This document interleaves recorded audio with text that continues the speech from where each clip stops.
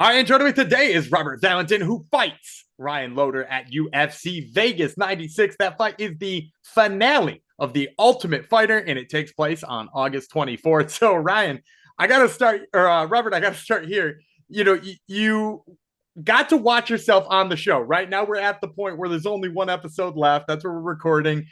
What was it like to see yourself? What was it like to see the way you were portrayed? What was it like to see all the dynamics of the house kind of after the fact?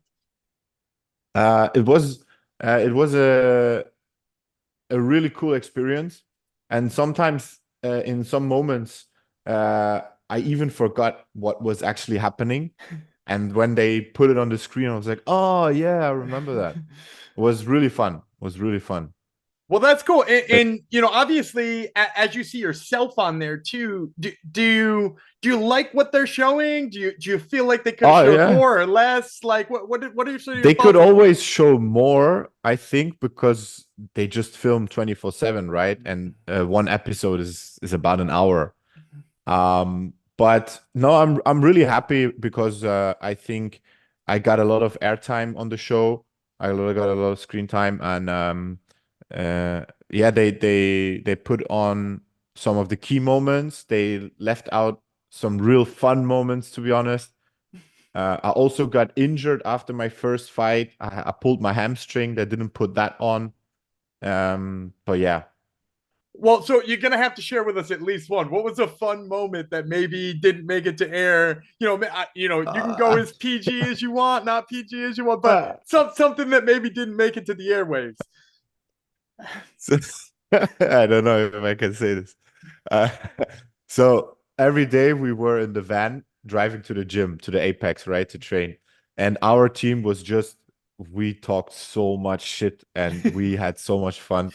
And at one point, we started to talk to the producers, and I don't know, they were just shocked about what we said.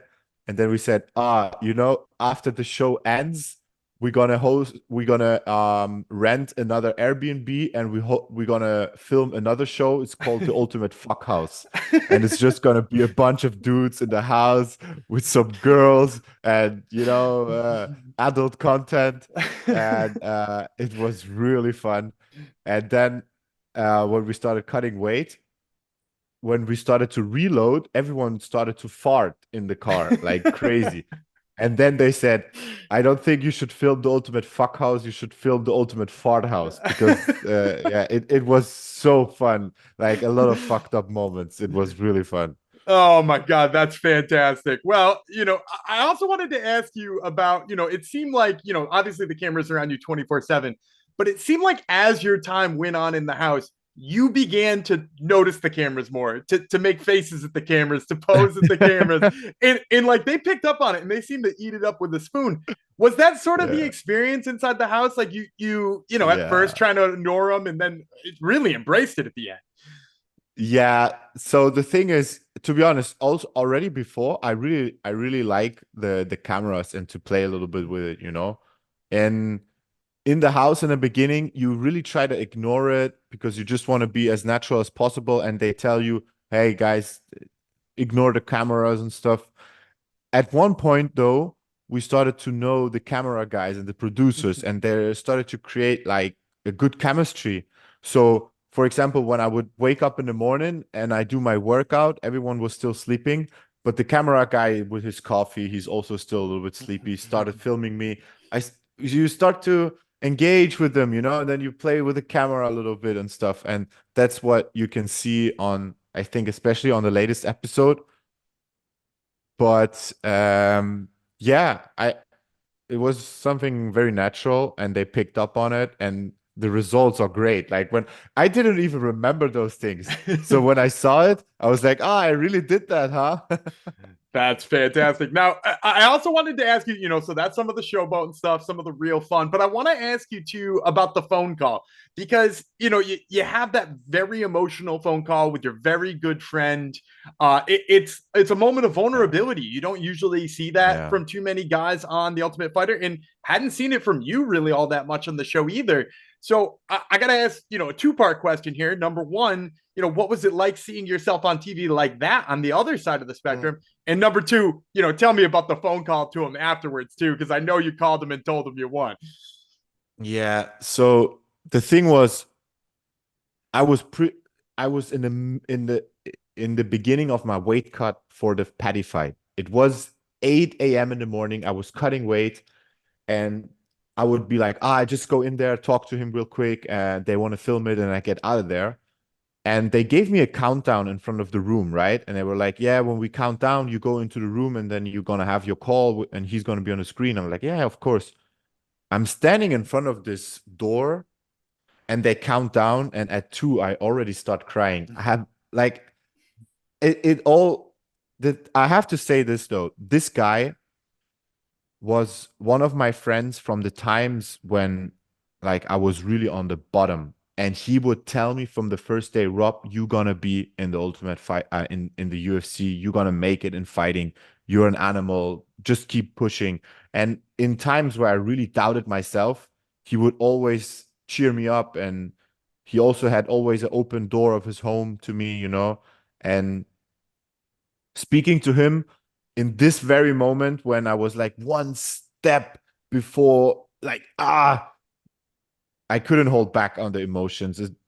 It just came over me, seeing me on the TV crying. Then it was, a little bit like, I was obviously watching with some other people, and they also became very silent. Maybe they were thinking like, hey, Robert, the tough guy crying.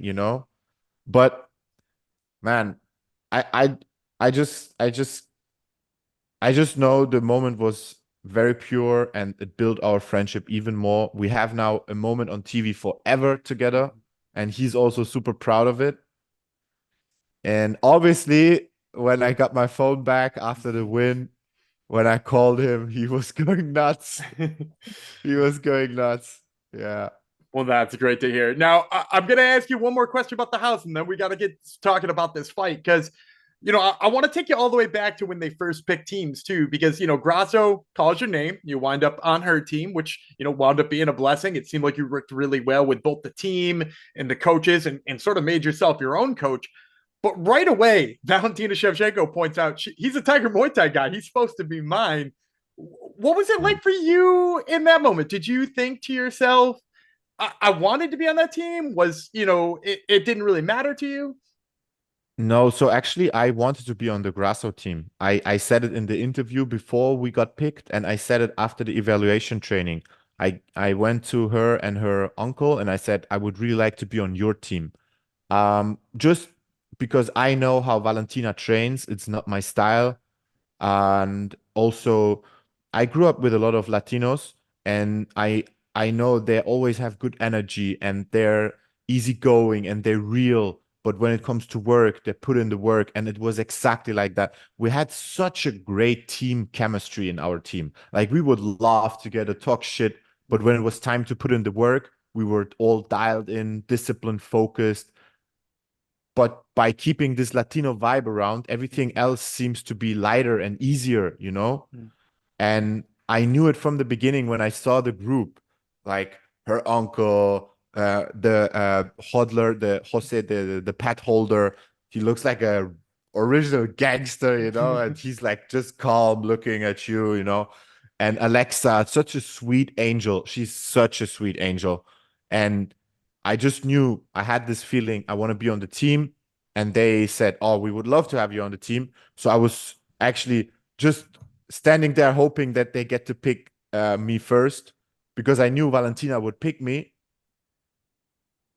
But yeah, I was just fucking happy That's on great. Grasso's team. And then, I obviously want to ask you about sort of stepping up as a cornerman for a lot of your teammates. You did it for, obviously Patty, and he wound up fighting you, which is, a whole nother piece, but you did it for almost everybody, and really smart insights, talking about, throwing the knee in one situation, and then we watched him do it. And, like we saw so many of those things happen. Was it awkward for you at any point in time that you like stepped right into that coaching role? Did anybody have any pushback, or was it, just 100%? We love what you're doing here. Yeah. So I'm coaching fighters for a long time already, and like the amateur guys from my hometown club, they would always ask me, Rob, can you come with me? Because it's a talent that I have to see stuff from the outside, call stuff, and they do it. It's not the first time that this happens. This happened before. And for me, the time in the house was also about staying busy in my mind when I'm not fighting and giving myself like a purpose, right? And maybe it sounds a little bit corny right now, but this famous quote of The Rock, strong people don't put others down, they lift them up. And I saw that some of the guys in the house, they were actually struggling with this experience of being away from family and stuff.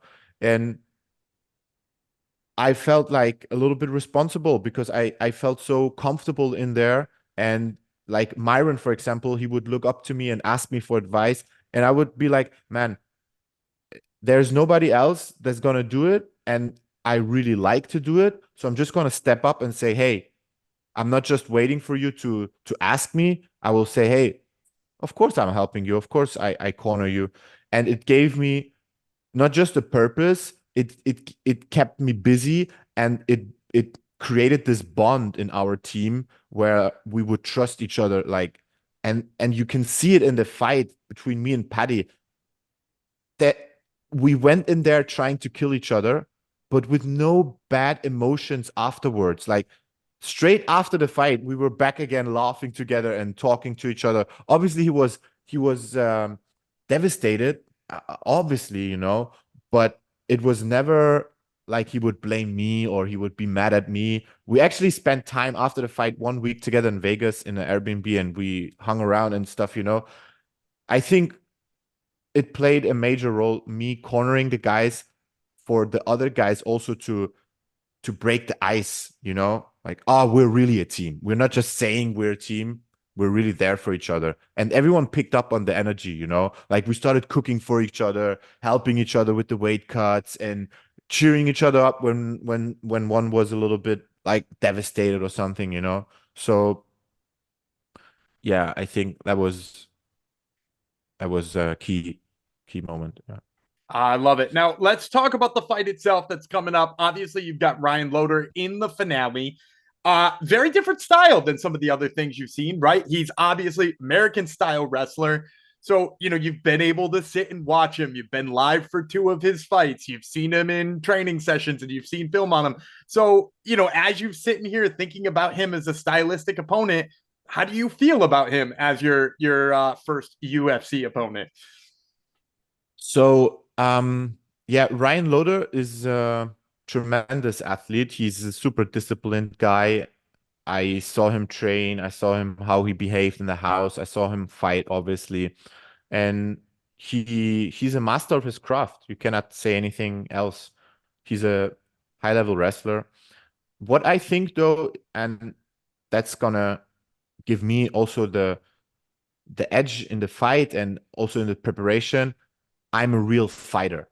He's maybe an athlete. I'm a fighter. I'm Nobody wants it as bad as I want it. And you can be the nicest technical technician or whatever. I'm gonna find ways to hurt you. I'm gonna find ways to make the fight my style. And obviously, there's this big thing in the room of the takedowns, the takedowns. But the thing, what people might forget is, you want to take me down? You sure? Like I've been a grappler my whole life. Most of my wins come by submission, and I'm fighting wrestlers here every day. Like I'm in Thailand. All those Dagestani guys are here every fucking day. My main training partner is a guy who was on the Russian national wrestling team and the Turkish national wrestling team. Um, and he's an absolute beast, and I spar him regularly. And I just think that going into this fight with Ryan, I've seen I've seen fighters like Ryan, but he hasn't seen fighters like me before. And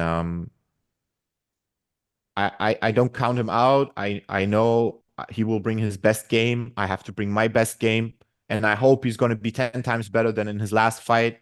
I hope he brings the best Ryan he can, because we want to put on a show for our first fight in the UFC.